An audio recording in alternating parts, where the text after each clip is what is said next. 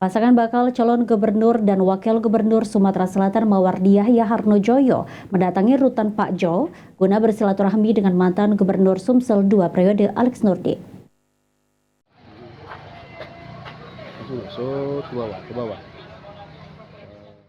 Dalam pertemuannya dengan Alex Nurdin di rutan Pak Jo, pasangan bakal calon gubernur dan wakil gubernur Sumatera Selatan Mawardi Yahya Harnojoyo didampingi oleh Syahrial Usman selaku ketua tim pemenangan. Pertemuan ini sebagai bentuk silaturahmi antara tokoh politik Sumsel yang telah membangun Sumatera Selatan.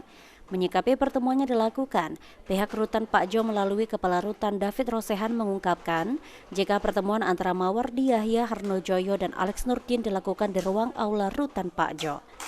Dalam pertemuan tersebut, rutan Pak Jo tidak mengistimewakan pertemuan antara Mawardi Yahya Harnojoyo dengan Alex Nurdin.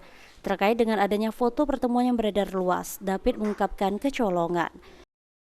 Tapi yang pasti kami tidak memfasilitasi ataupun menganjurkan untuk memasukkan alat-alat seperti itu.